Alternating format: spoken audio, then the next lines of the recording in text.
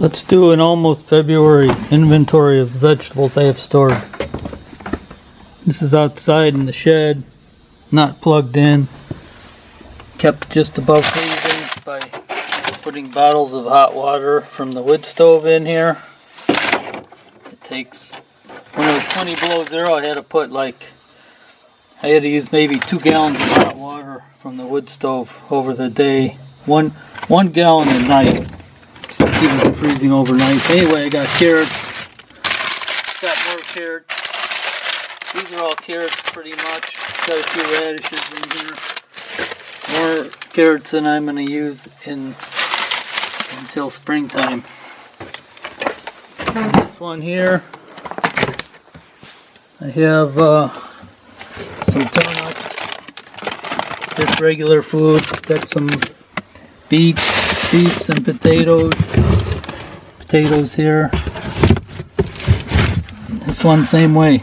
Just a jug of hot water. That's a half gallon. Put it in there this morning. This real cold weather, I'll probably put some more in. Here's some more. We got apples. Really nice shape. Some local, these are all local apples. And I had it full to the top, but I've been eating them. Same deal. Put in some hot water. And over here, I got another one. None of these are plugged in, of course. Bucket of kimchi. I've got radishes. Big giant Korean radishes. Looks there, I got some bok choy left. I got Chinese cabbage left in here. Different kind of radish. Chinese cabbage. So I'm doing pretty well on vegetables. Pretty soon I'll be out of greens, but otherwise plenty of stuff. And of course I got the regular freezer. Now this one's plugged in.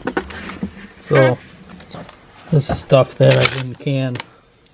Blueberries. Lots of blueberries. Down there I got my salsa.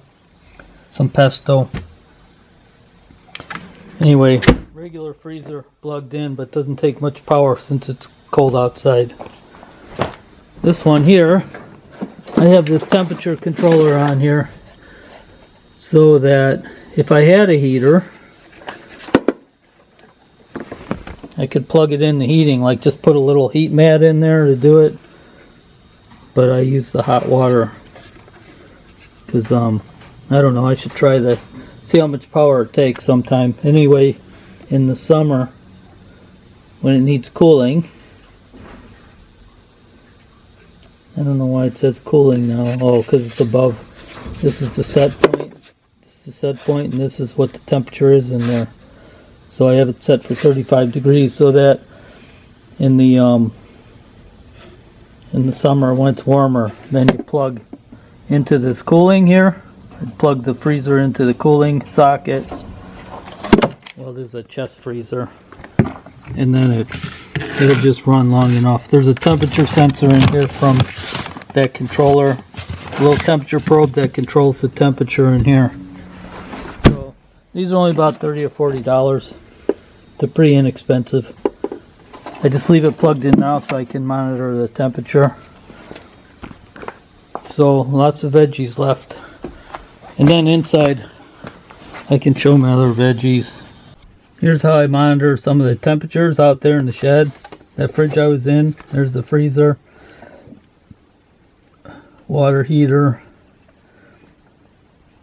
That other chest freezer with all the big radishes, that was 38 degrees. So, since the old fridge says it's 32 degrees, I will put a little bit more hot water in there, like a half a gallon. That'll keep it until tonight. Usually if it's like only in the teens, I only have to put a half gallon of hot water in there about once a day.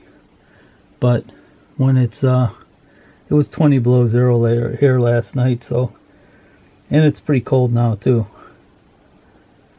Anyway, I have the temperature sensors coming in. I could do it wireless too, but this is the old-fashioned setup I got. It's an Arduino. Monitor some one-way temperature sensors. Real simple little thing. And here's the warm weather stash. I still got delicatas left. This weird squash that I haven't tried that somebody gave me a Paul Bransky butternut. I've got onions. I've got more onions than this too. I got like a whole crate of them. And I've got all this garlic. Lots of garlic. So yeah, I'm doing pretty good. And I just picked out, I went through the big crate of onions yesterday, and these ones were sprouting, so I'm going to get rid of these. So I had, maybe an eighth of them were sprouting from the stores, but the rest of them are still pretty good shape. And I only had like, 3 or 4 rotten ones. So, good news for good eating in the winter time. Almost February.